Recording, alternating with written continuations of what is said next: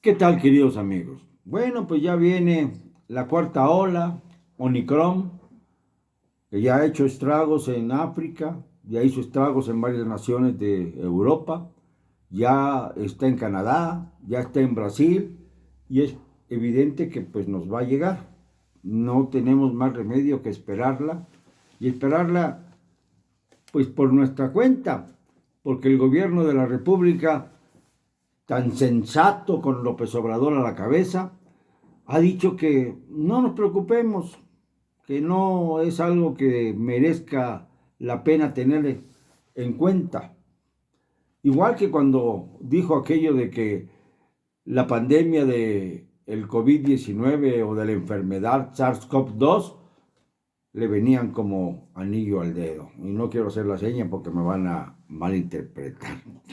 Pero bueno, no nos vino como anillo al dedo, nos causó estragos brutales. A él sí, porque le permitió lucirse y decir que cada gestión por las vacunas era pues memorable por cuanto a que su gobierno lo había logrado.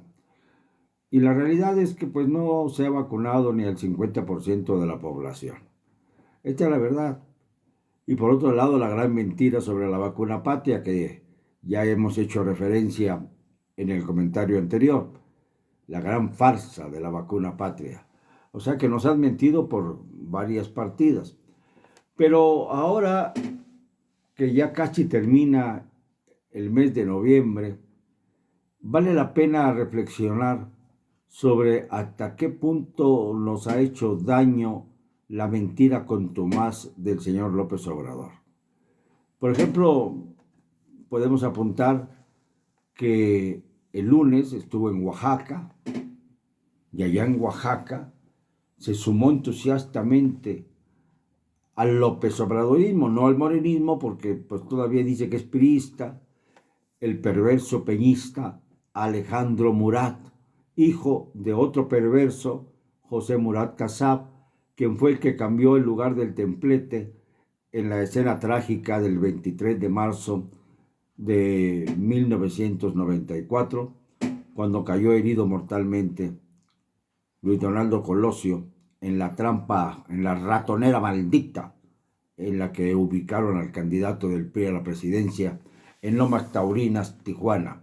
Ni siquiera eso han podido resolver los tantos fiscales anticorrupción, las comisiones que han dicho que van a encontrar la verdad de los sucesos, o bien aquellas fiscalías para conocer de los delitos del pasado, que solo se lucieron cuando citaron a Luis Echeverría, ahora ya casi a punto de cumplir 100 años, lo cumplirá en enero, y lo maltrataron a la salida. Eso fue lo único que se logró, porque la acusación sobre genocidio no corrió, como no han corrido las denuncias permanentes que se han hecho en contra de los crímenes cometidos ya por Andrés Manuel López Obrador.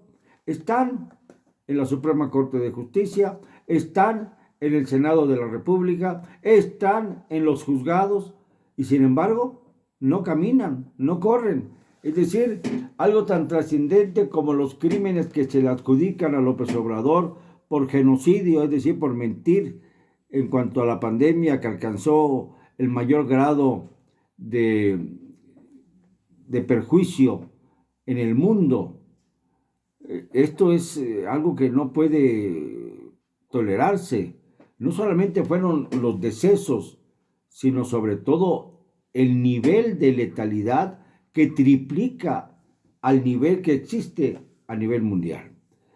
Esto es por sí solo un tremendo genocidio, además de los más de 120,000 muertos que se han dado en estos primeros 3 años del gobierno de este personaje, que han superado ya con creces a los sexenios anteriores, que tanto cuestionó precisamente por mantener al ejército en las calles.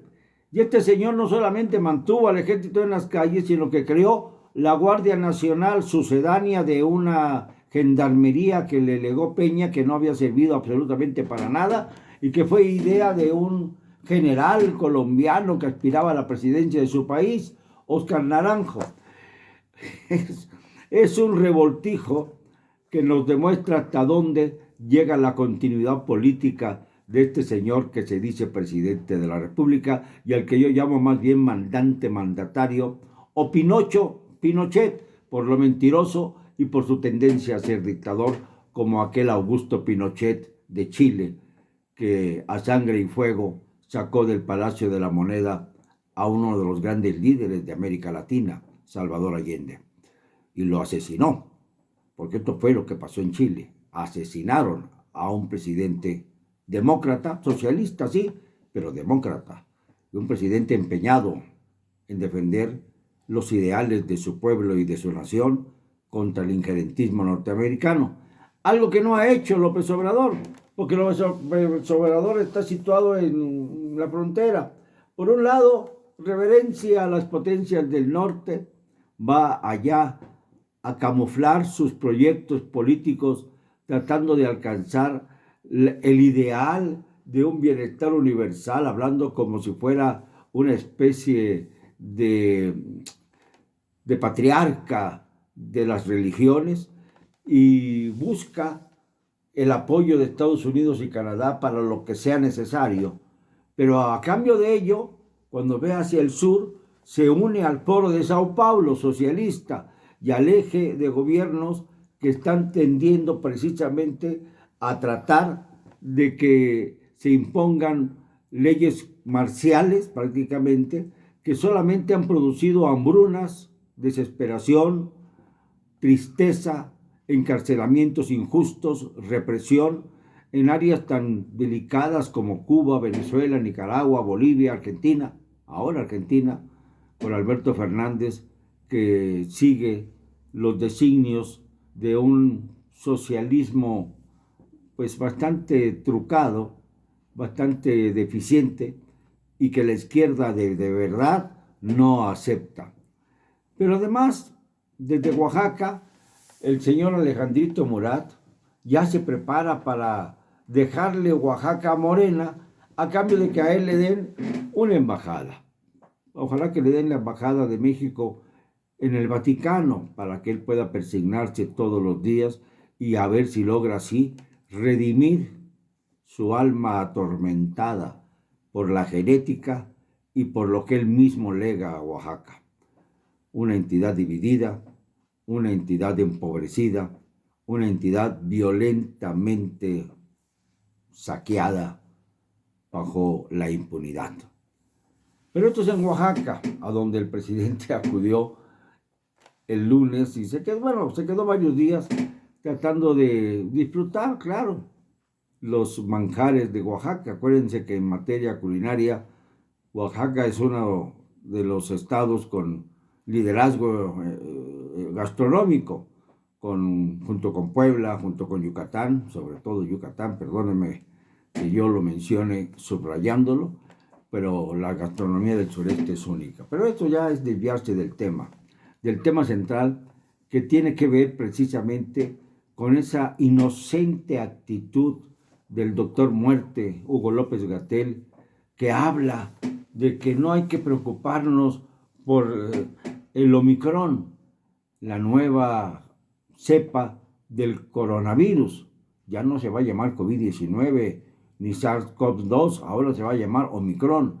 Y que esta, aunque está sacando a la gente de los estadios en Europa, aunque está volviendo a enclaustrar a la gente en diversas partes del mundo, que está llevando a cerrar fronteras en Canadá, en Brasil, en África, en Europa, en México, como pasó con la pandemia anterior, no ocurre nada, no se han dado medidas de precaución, no existe ningún seguro para aquellos que llegan a México y vienen de naciones que están ya contaminadas por el Omicron.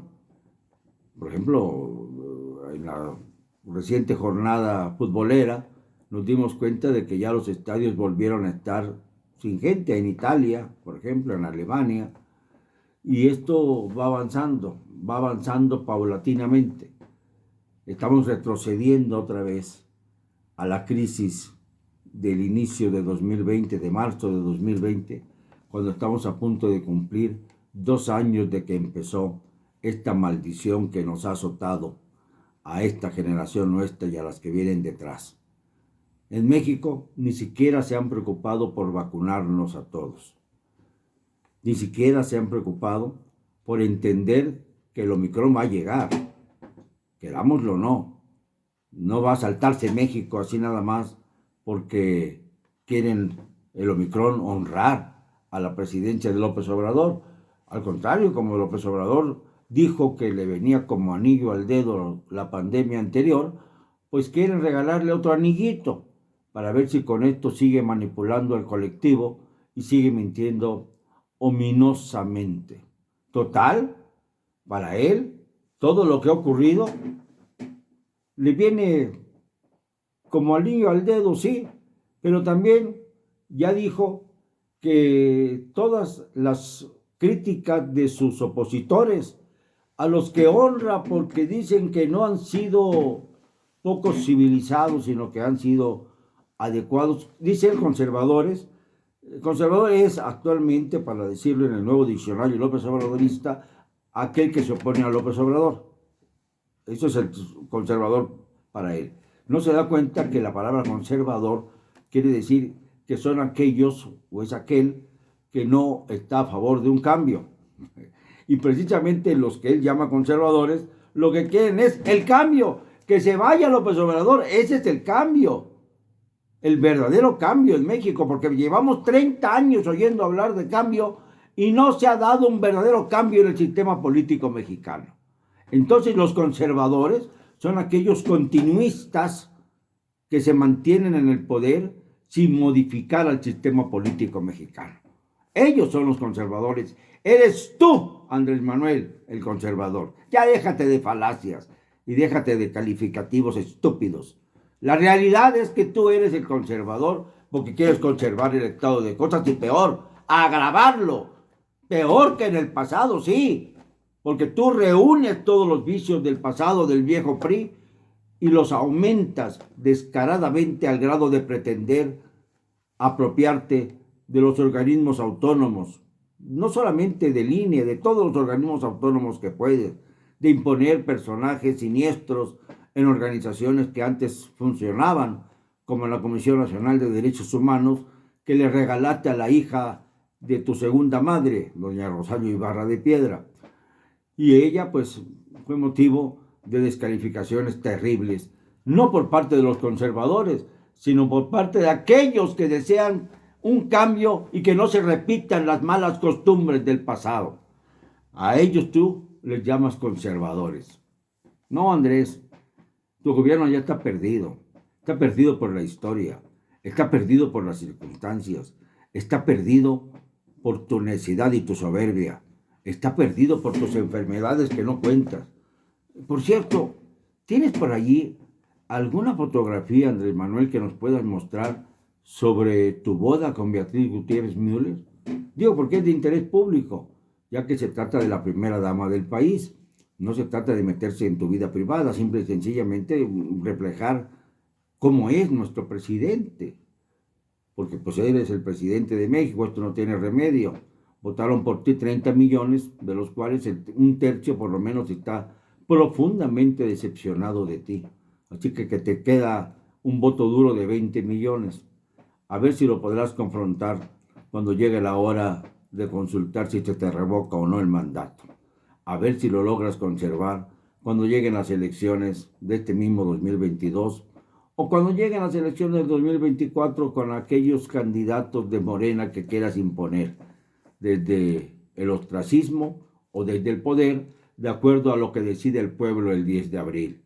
Revocarte el mandato o vergonzosamente bajar la cabeza. Pero yo espero lo primero, porque México sigue de pie y México es más grande que sus predadores más siniestros, como tú, Andrés Manuel López Obrador. Perdónenme, no me van a callar, y lo digo hoy y siempre con cero cobardía.